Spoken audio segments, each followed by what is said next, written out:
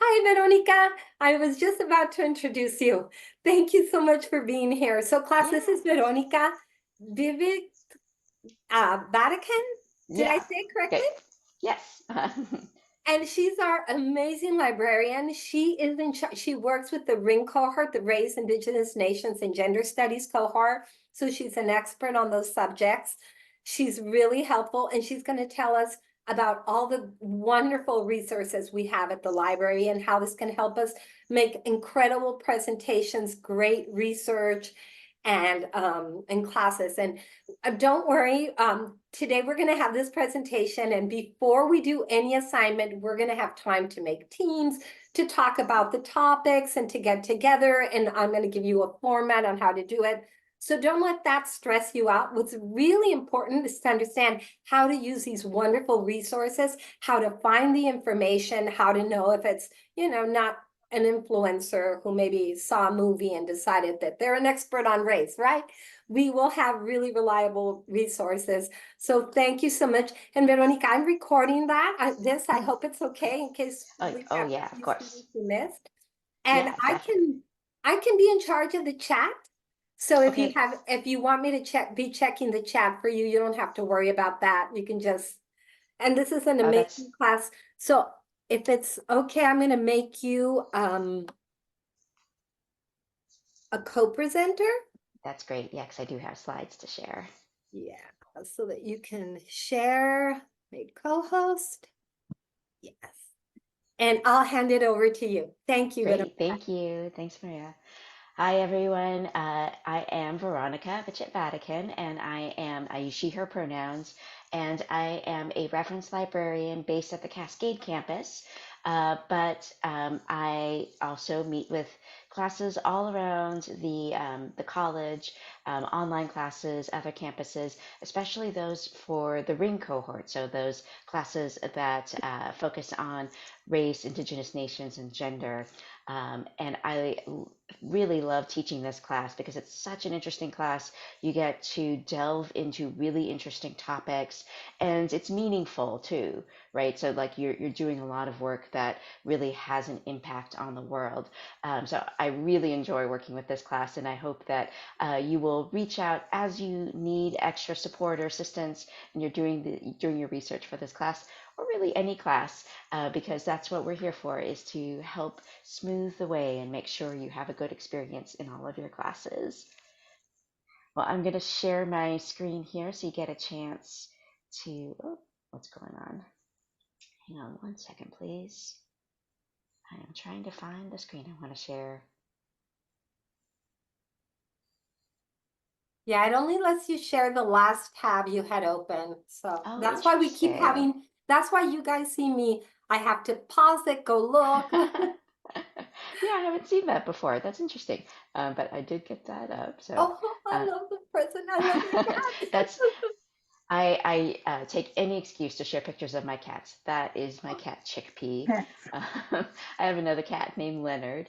I love animals. I foster for a couple of the local shelters, and both of these guys came from the time that I fostered them and then decided I had to keep them. They call that foster failing because you're supposed to give them back, but these guys I kept. Anyway, that's Chickpea, and so this presentation is about how to use the library like a boss. So, the library is one of the major resources on campus that you can use. And most people just think of the library as a place where you check out books or maybe you sit and read.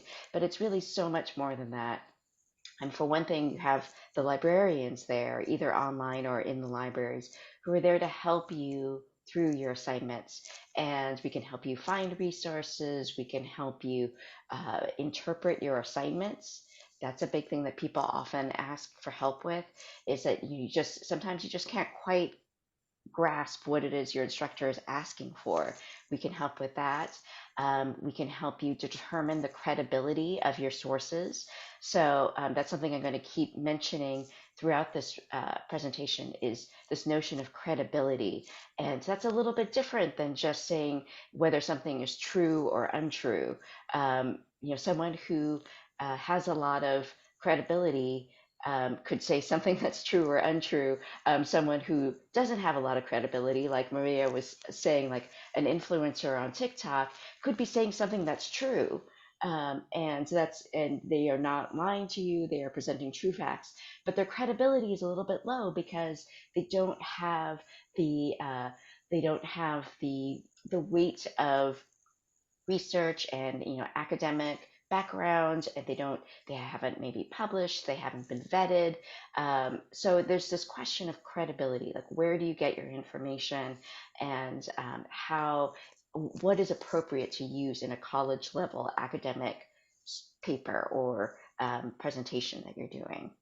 Okay, so we'll talk about all of those things. Other ways the library can help you, citations are a big one.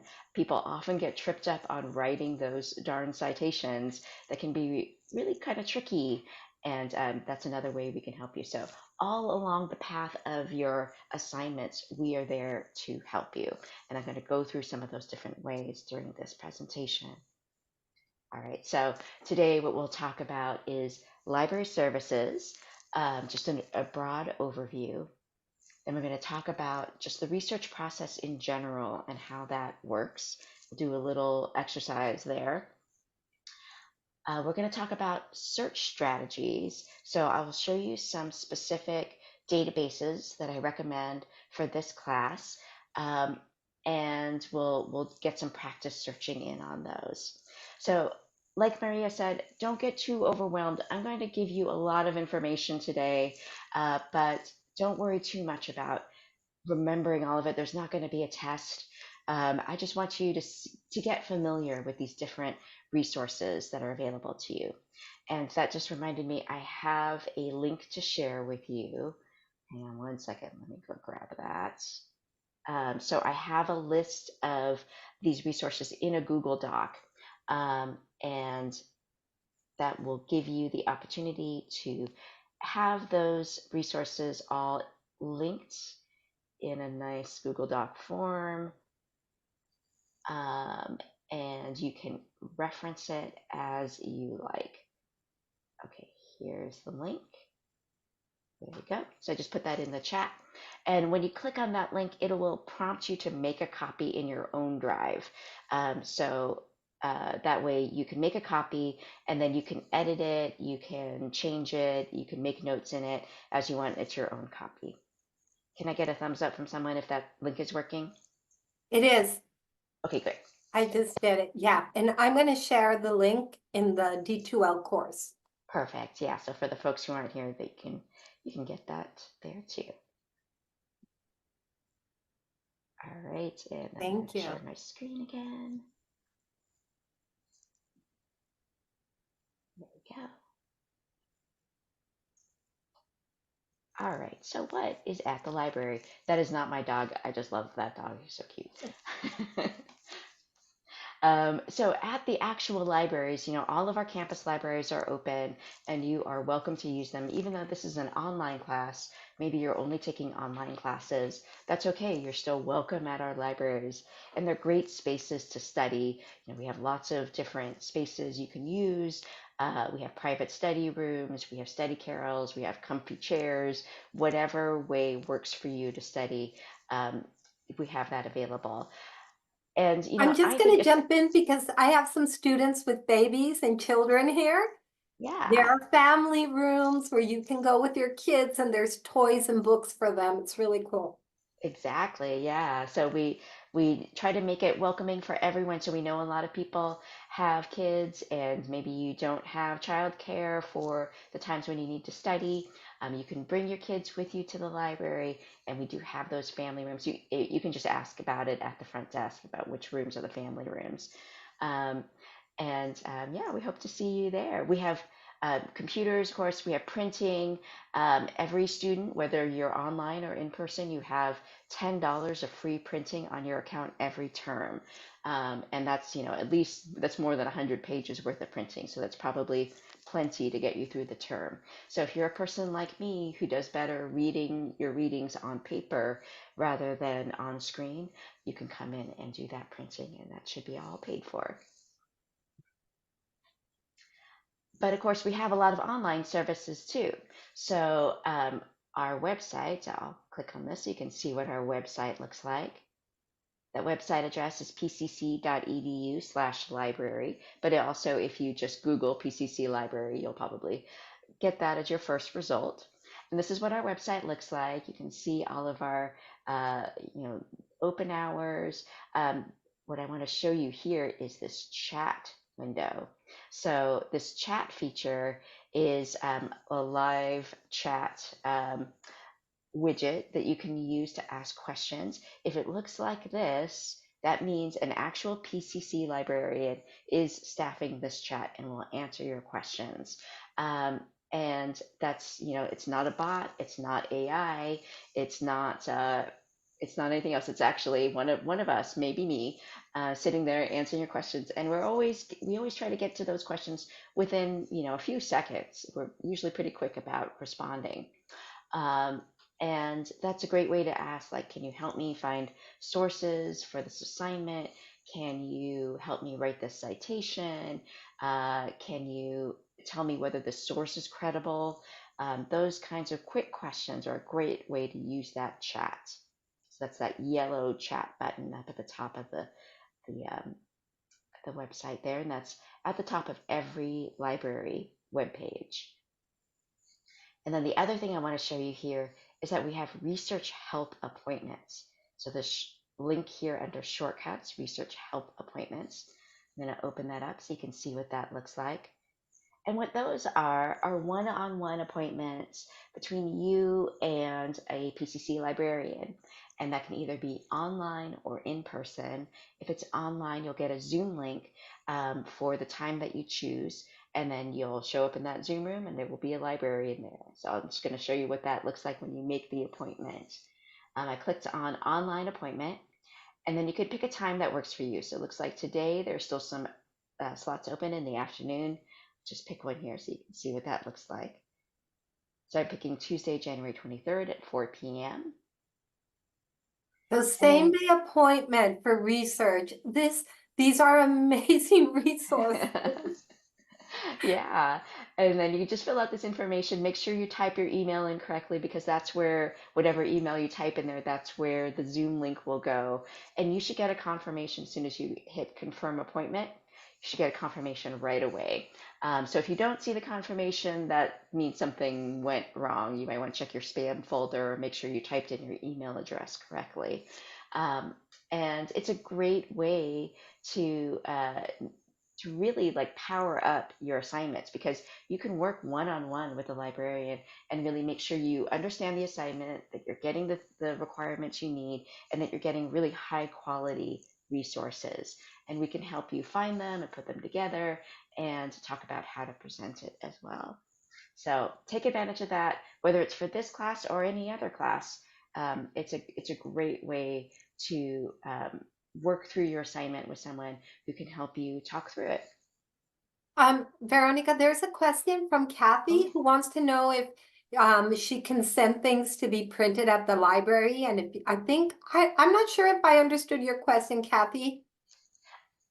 I Yeah, think, if go ahead. yeah, I was just asking if like, they could send you printed something that was printed. Oh, like in the mail? Yeah. No, unfortunately, we don't have that service. Okay. But if you're not able to make it to the library in person, another option would be to find a public library near you, if that's more convenient, because the Multnomah County Public Libraries also will print for free. So if you are able to get to a public library but not the PCC libraries, that's an option too. Okay. One thing we do though, that's pretty cool, is we are able to scan and email chapters from books. So if you find a book in our catalog, so this is our library catalog here that you can search. So let me just think of something to search for here. How about anti-racism? Why am I not able to see anything? Oh, are you not seeing my screen? Oh, we can, the rest of us can see it. Who can see it? I can't. Like You can, it's Hmm. small. Okay. I don't know, Kathy, that's on your side. Yeah, it Yeah, definitely is. I don't know how to make it big again. Okay. Well, maybe I'll stop the share and then reshare, and then Oh, that'll there, I help. got it, got it, got it, Okay. got it. Great. All right.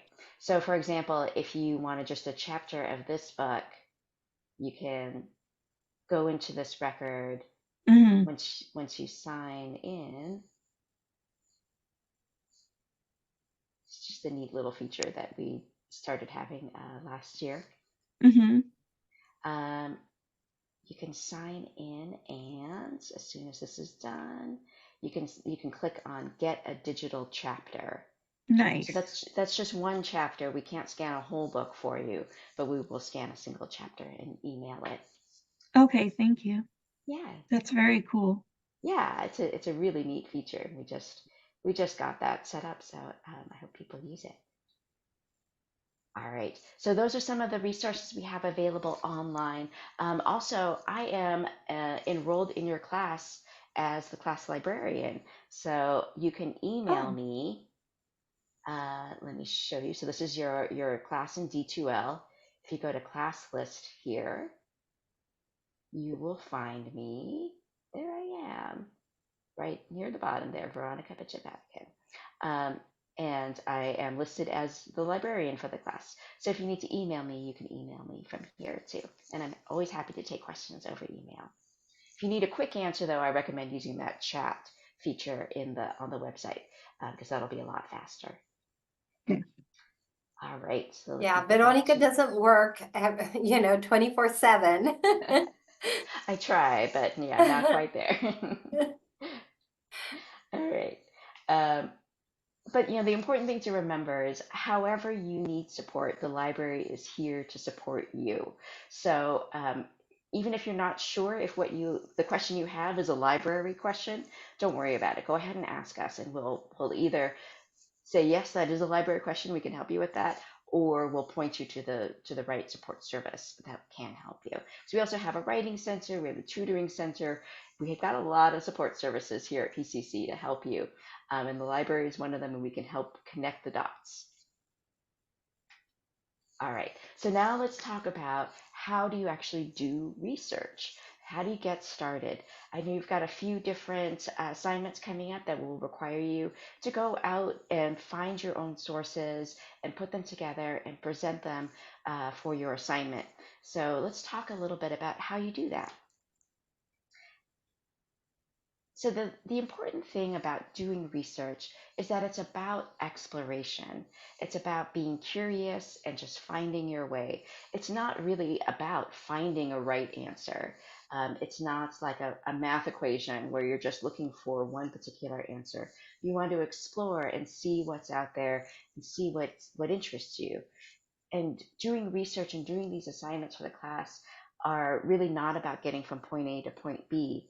They're about expanding your own mind and learning about a topic.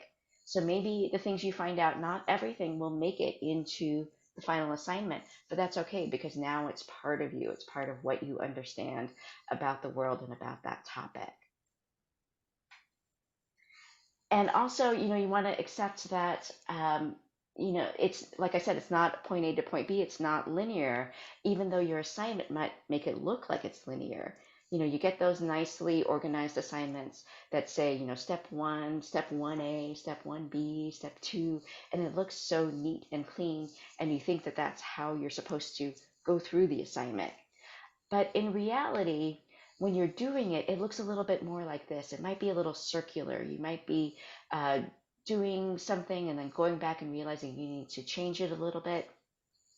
Maybe you've got a question you are Googling or looking up in the library database, and you realize you need to change that question a little bit or change your keywords a little bit.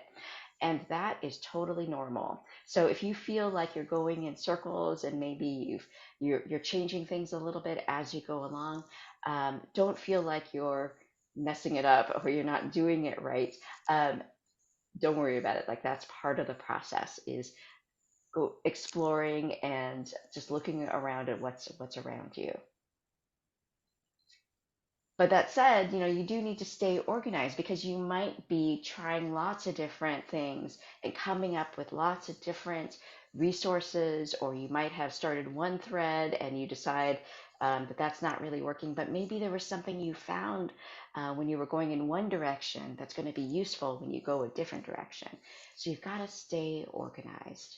Um, Again, I love cats. I love all animals. So I always steal these pictures to use in my presentations. I just think they're cute. There. So I wanted to ask folks here, do you have a favorite way of staying organized when you're researching something on the internet and you're finding lots of resources? What do you do to stay organized? Notes. Notes? Uh-huh. Yeah. It doesn't work though. Oh. Anyone else have a way that you keep things organized? Write it in the chat if you don't want to go off mic. I make a lot of notes on my on my iPad while I'm researching, Yeah. and so I back it up as I'm going, and I just make a ton of like actual notes on my phone so that they get saved. Yeah. Good idea. Thank you, Julie. I do that too. I usually will do a Google Doc and have the notes and the link to where I found it so that I can go back in case I need to go back. I find that saving those links, the websites where you found the information or the documents is really helpful. Mm-hmm. Yeah, Yeah, and I it's so easy agree. to copy and paste on the electronic devices. It just keeps it organized. Yeah. Yeah. Yeah, great ideas. And what I want to have you avoid is what happens to a lot of people, which is that you're researching, you're finding things, and then, 10, 20 tabs later, an hour later, you're like, oh, wait, what was that article? That was really good. I can't find it. So hopefully you'll be able to figure out a way to get organized. And Ashley suggests labeling the work. Yeah, that's a really good idea too. Labeling notes. I have a few ideas, oops, here for you. And just like you said, Google Doc, that's one of my favorite ways, is to just have a document per assignment, usually, or per project, where I'll just put in the links. And this is just for me, so it can be as messy as I want or as organized as I want. You put in the links, and I think it's important to also add a few notes about why you liked it or what was important about it, because that helps trigger your memory and remind you why you saved this link. You can email yourself. I still use paper notebooks a lot.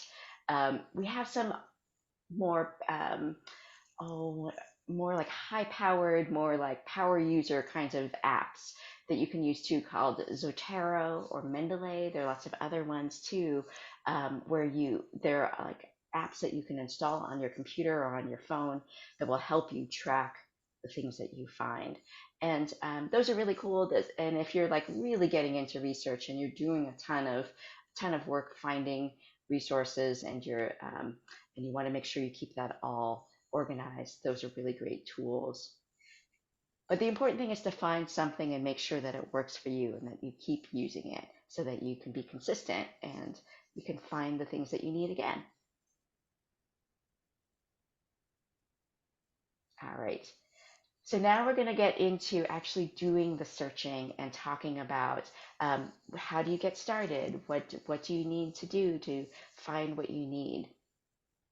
And I have a few different um, suggestions, rules, ideas for how you can get started. And this is so researching for a class assignment, for a school paper or presentation. It's a little bit different than what you might do if you are researching something for yourself, because maybe you are looking for, you might be doing research on your own to say find a plumber who can help you with your house, or how to choose a college to go to, and those are all research as well. But when you're doing research for an academic um, for a college paper, you want to try to go about it in an organized way, in a particular way that will help you get the best resources that are appropriate for the college level work that you're doing. So one of the ways that I suggest doing that is by first brainstorming keywords that you can use for that are based on your topic. So um, the thing about um, the library databases in particular and academic type resources is that they tend to use very specific vocabulary, and a lot of the databases are not as smart as Google. Google, you can put in whatever, you can misspell words, you can use different forms of a word, and it'll just figure out what you mean. But the databases are more particular. They want you to be specific, and they're not going to correct your spelling. So what you want to do is first just brainstorm words and topics. I And want to what jump in just here. So one example when you're brainstorming keywords. So if you're doing racism, where you're studying a topic like Black racism, you want to make sure to add like the USA because we're going to focus on that's one way of narrowing your focus. Yeah, and that is a really great. Well, actually, I'll come back to this in a moment. We're going to do some brainstorming here in just a moment, just so I can show you how that works.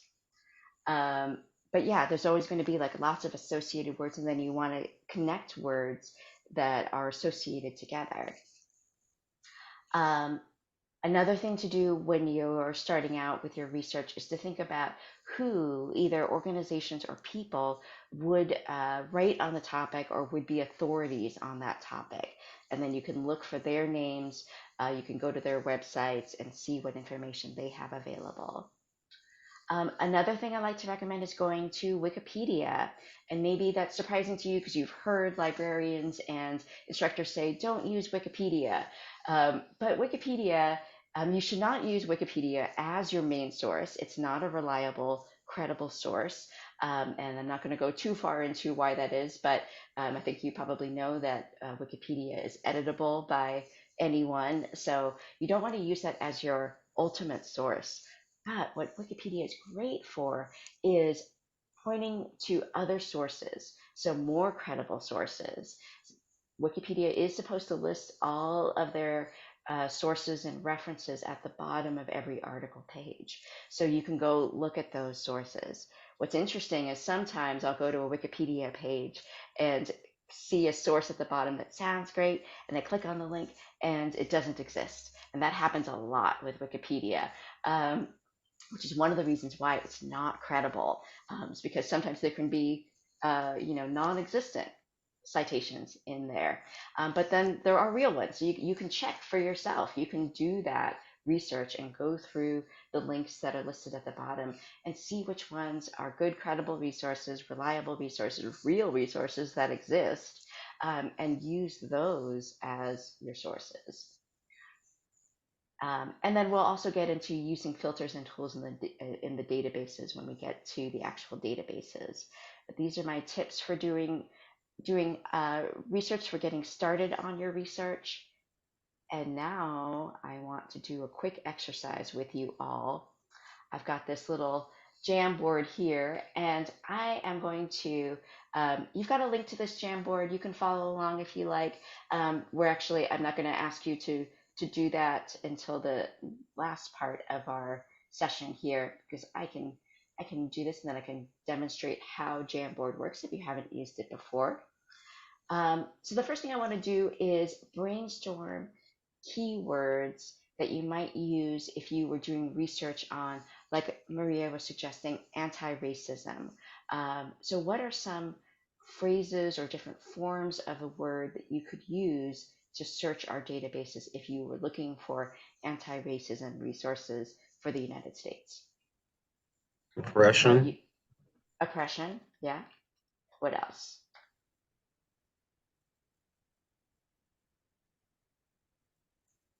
Here, I'm going to put in our first one.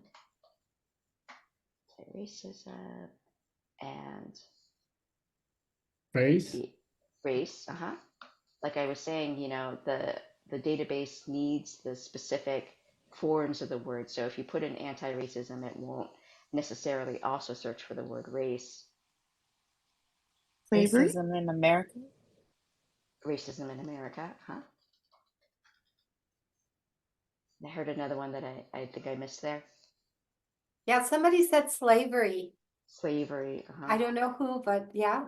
yeah. And somebody I know, Maria had said before, you'd want to say United States if that's what the place you were focusing on.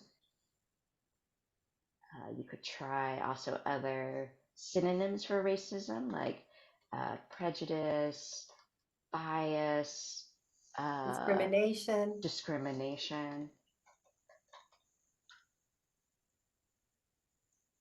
Okay, great.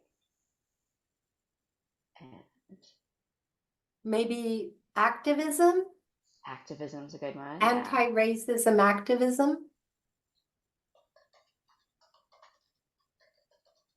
Segregation? Oops. Segregation. Yeah, that's definitely a good one. All right. So that's good. So you see already, just with one topic, we've got a ton of different possible keywords to search for in the database. And when we get there, you'll see each one of those will give you different results. Okay, so then you can explore and see how those results change. And then you can also try them in different combinations. So you could try United States and anti-racism, or America and segregation, and you'll see how those results change. What about organizations? Can you think of either people or organizations that work with anti-racism or work on Double anti-racism? NAACP. NAACP. Yeah, good one. Yes.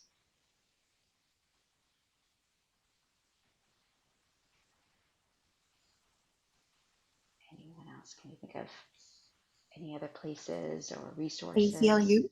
ACLU, that's a good one. So you could go to their websites and see what resources they have available, and they would be good, credible um, places to look. Black Lives Matter. They Oh, have a good one. really good website.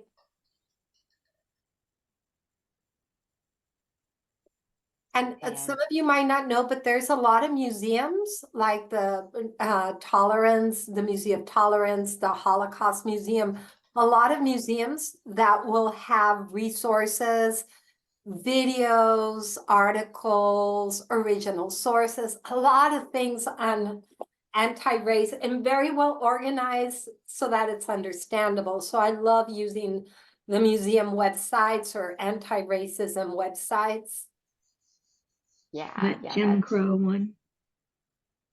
Is there a Jim Crow museum or? Yeah, well, but that would be also good for the keywords. Oh Great yeah, job too. yeah, that's smart. Yeah, we'll put we'll put that one in the middle there. All right, and then let's just open up a Wikipedia page here and see what's what's in there under anti-racism. So this is a good way to get an overview of the topic and maybe also get some keywords to add to your searches. So look, we got some of the keywords here in this first paragraph, some of the highlighted words here. We actually did say for our keyword brainstorming, it's like racial prejudice, oppression, Black Lives Matter. So that's good. And then there's some other ones here that we didn't get. So you could add those to your list. Like systemic racism, which is Systemic really cool, but racism. we're gonna have a class just on that. So we're still not there yet, but really, yeah, this is a really good overview. Yeah. And again, you don't want to use this as your source in your paper. Don't cite Wikipedia, but you can kind of leapfrog from it and get a lot of really great resources. So look down here under references. So this is just like when you write a paper, you have to put your works cited list at the bottom of that paper. Wikipedia has to do that too. So you can see here There are all these different references, so you can kind of just skim through this list and see if any of these are things that you would want to follow up on. So like this first one, for example, is titled Being Anti-Racist, and just like Maria said, it came from the National Museum of African American History and Culture. So let's take a look at it. And whenever you use one of these resources from Wikipedia, you really want to make sure it's going to the right place. You want to make sure that it's a real link and that it says that you actually read the source, because you can't just trust Wikipedia to summarize it for you. You'll have to do your own do your own research and make sure it's going to the right place. So like this one, for example, I can see from the website address that it's going to si.edu, which is the Smithsonian Institute. So that's the Federal Museum complex in Washington, D.C., and that it's from the National Museum of African American History and Culture. This is a credible resource. This is a good, solid resource that we can use. Oh, I see that there's a chat. Yeah, Yeah, I definitely have that problem too. I have fallen into many Wikipedia holes. No doubt, it can happen. But again, that's another good reason to remember to keep organized. So when you find those gems that you want to use for your assignment, put that in a Google Doc or put it in, your notebook or however you're saving it for yourself. But yeah, it's true. There's so much information. There's so much out there. It can be easy to get distracted. Um, so yeah, you can see that this is an interesting article from the Museum of African American History, and this would be a good source. And we got that by jumping from Wikipedia's article about anti-racism to a good, solid, credible source. and the Smithsonian, see, those museums are really good. They They're have really good amazing. resources. Yeah, and you can see here they've got a whole list of different topics you can look at. They've got all these different uh, really nicely written articles with uh, really well organized here, historical foundations of race, all that good stuff. So yeah, don't forget museums as a resource. All right, well, we did that already. But I have to stop on the slide so you can see the cute dogs. All right, so now I'm going to show you some PCC specific library resources, and I'll show you where you can find those and how to use them. So this is what the PCC library website looks like. Let me go back to this page. So this is our website, and this is a great place to start any of your research. I just want to point out here a few of the major places to search. So this first box here, the one that's open when you first come to our website, that's our books, videos, and more box. And that's where you will find books, both print and online books, videos, so a lot of documentary and academic type videos that you can also use, journals, that kind of thing. So that's our books and videos. And so the things that are physical that you have to check out, you'd have to go to a library to get, but a lot of our materials now are online as well. So you can open those from home. And then when you switch over here to this other tab that says articles, you can search our journal articles. This is searching one of our databases. We have a ton of different databases. And let me back up for a second and explain what I mean by databases. So databases are subscription services that PCC pays for and then makes available to you, students, when you log in. And they are collections of journals and magazines and newspapers that you can access online. And these are all materials that are, they're not all peer reviewed and academic. Some of them are like from popular magazines, but they're all materials that we have chosen through these databases to present to you as good material to use for your assignments. So it's kind of a shortcut to getting credible materials. So you don't have to fight through Wikipedia, you don't have to sort through Google. You can just say, if you come through the library website and you find a good resource you want to use through the library database, these are good, credible resources.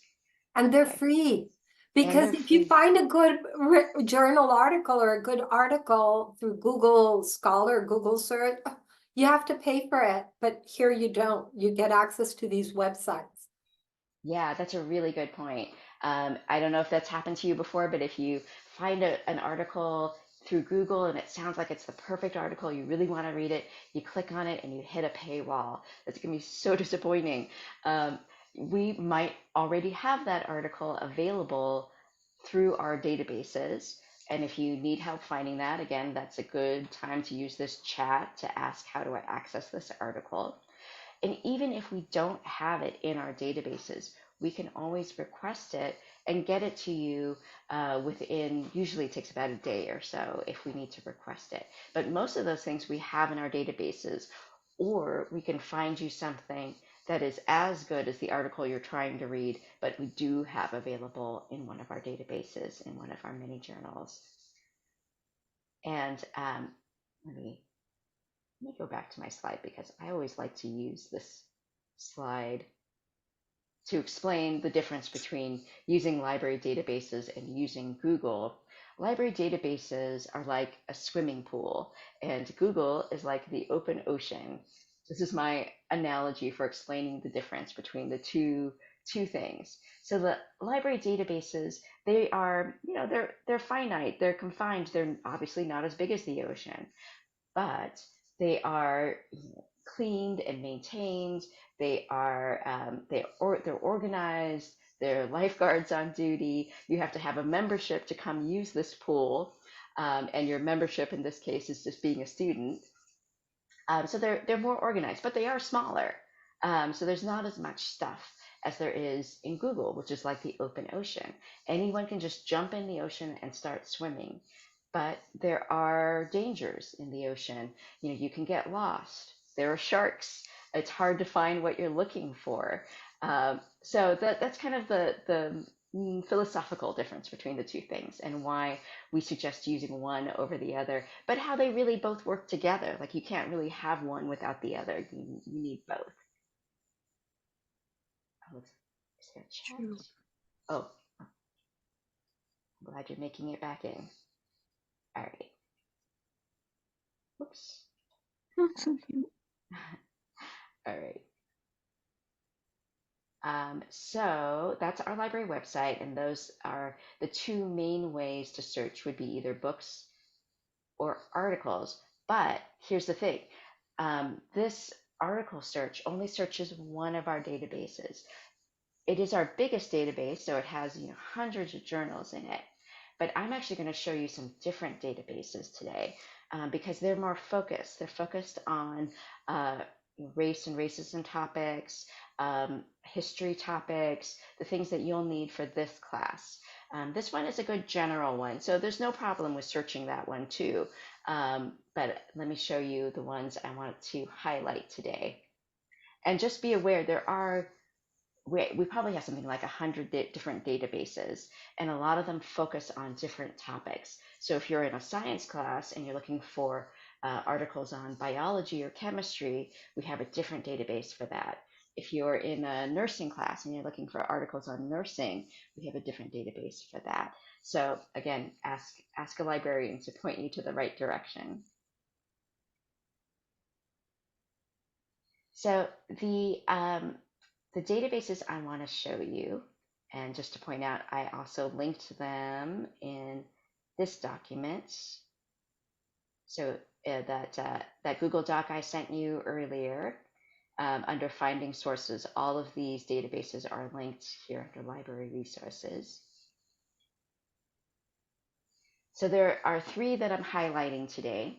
One is called Opposing Viewpoints, and that's kind of a general database with academic and news articles, but it's organized in this really interesting way where it's organized around topics. So mostly controversial topics, or topics that are like hot topics. So let me show you. Let's look at this. So under society and culture, let's look at their article on missing and murdered Indigenous women and girls. So that's a movement that's been happening is to raise awareness about missing and murdered Indigenous women and girls. And they have this article here that will, the first part of the article will just give you an overview of the topic. And it's just a very general article that will tell you what that topic is about. And as you scroll down here, you'll see the different articles that they have in this database are organized into different types, different formats. So these are what they call viewpoints. So these are opinion articles, someone suggesting what we should do or how we should think about a particular topic, or offering suggestions for policy reform, that kind of thing. Those are viewpoints, also known as opinions or op-eds. And then over here are academic journal articles. So these are more like formal research, what you think of when you think of research articles. They're people who work at universities who did a research project and then wrote it up in a formal way. So there's lots of different kinds of things you can see here. There are reference articles.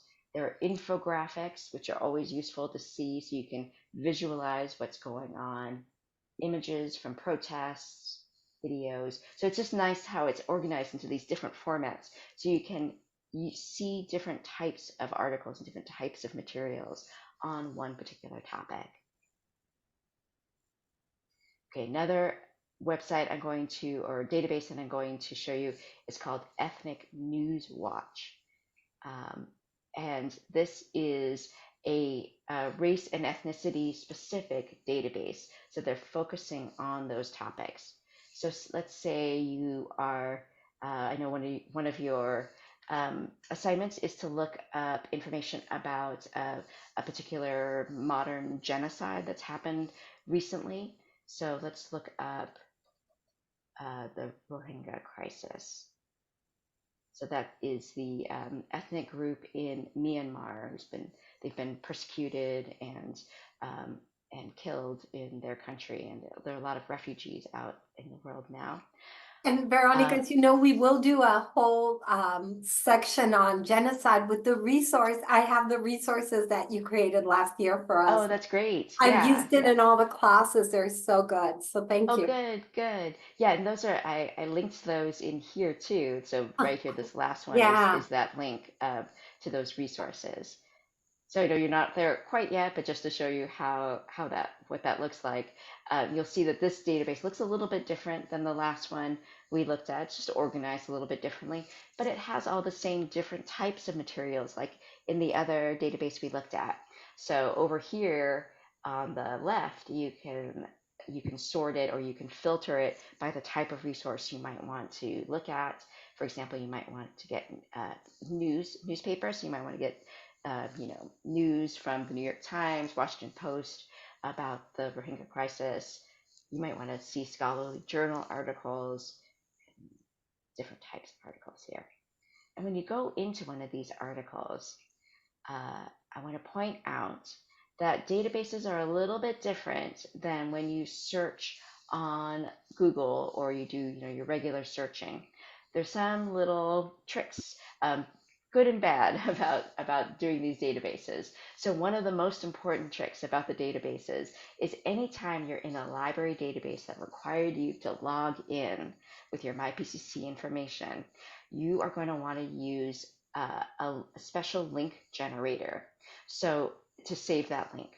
So you know how most of the time when you are searching on Google or you're just searching the web in general, you can save this link. You can copy the link out of the address bar, or you can bookmark it and then come back to it later.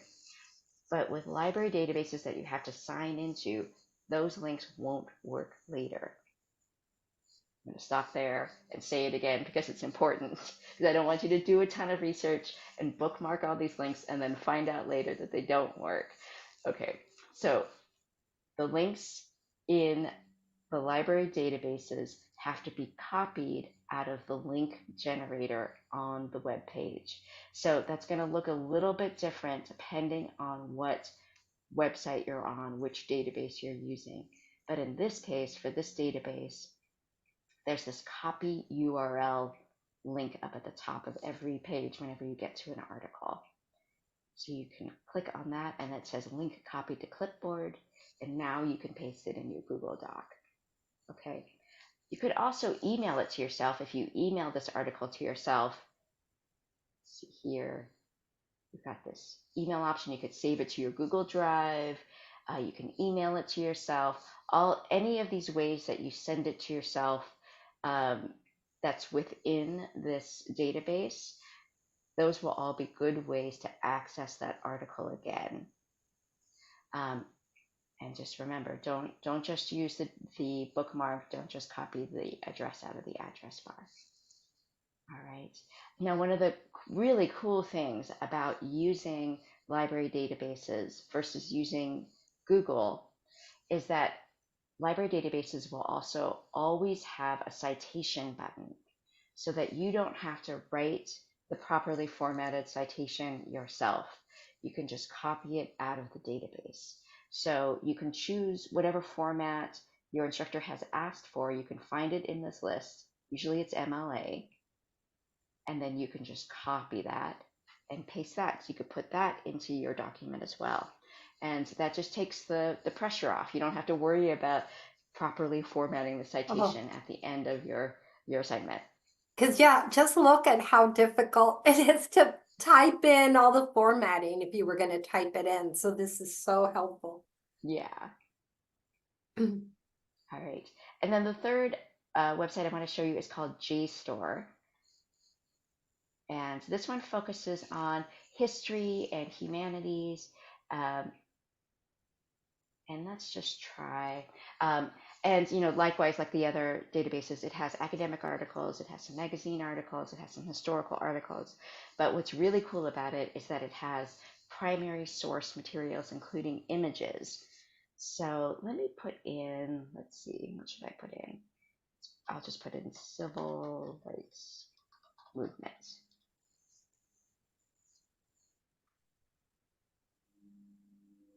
So, we see the journal articles like we're used to seeing, but over here on the left, you can see that there's a separate filter here for primary source content.